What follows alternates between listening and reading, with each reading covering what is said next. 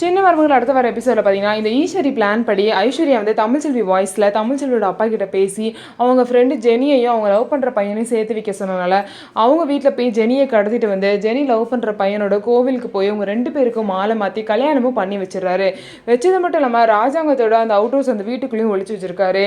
இதெல்லாம் வந்து தெரியாமல் பார்த்தீங்க அப்படின்னா ஜெனியோட ஃபோனை செக் பண்ணப்போ லாஸ்ட்டாக தமிழ்ச்செல்வி தான் கால் பண்ணியிருக்கான்னு சொல்லிட்டு அவங்க அப்பாவும் அம்மா வந்து ராஜாங்கத்துக்கிட்ட கேட்குறாங்க.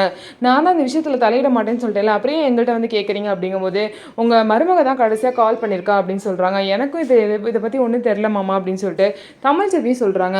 அதுக்கப்புறம் ஈஸ்வரி வந்து அந்த அவுட் ஹவுஸில் யாரும் இருக்காங்க அப்படின்னு சொல்லுவோம். அங்கே போய் பார்க்குறப்ப தமிழ்ச்செல்வியோட அப்பா வெளியே வராங்க. இங்கே என்ன பண்ணுறீங்கன்னு சொல்லிட்டு சேதுபதியோட அப்பா ராஜாங்கம் வந்து கேட்குறாங்க. அப்போ வந்து நீங்கள் சொன்ன மாதிரியே நான் ஜெனிக்கும் அவள் லவ் பண்ணுற பையனுக்கும் கல்யாணம் பண்ணி வச்சுட்டேன்னு சொல்கிறாங்க. இதை கேட்டால் ராஜாங்கம் அதுக்கப்புறம் ஜெனியோட அப்பா அம்மா எல்லாமே ரொம்பவே ஷாக் ஆகிட்டாங்க.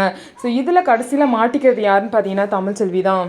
தமிழ்ச்செல்வி கால் பண்ணாமையே ஈஸ்வரி அந்த ஐஸ்வர்யா வச்சு கால் பண்ணி இப்படி ஒரு பிரச்சனையை வந்து உருவாக்கி வச்சுருக்காங்க. தமிழ்ச்செல்வி இந்த விஷயத்தில் சொல்கிறத வீட்டில் உள்ள எல்லாரும் நம்புவாங்களா? இதுக்கப்புறம் இந்த பிரச்சனையிலேருந்து தமிழ்ச்செல்வி எப்படி தப்பிக்க போகிறாங்க, ஈஸ்வரி எப்படி மாட்டிக்க போகிறாங்க அப்படின்னு சொல்லிட்டு வெயிட் பண்ணி பார்க்கலாம்.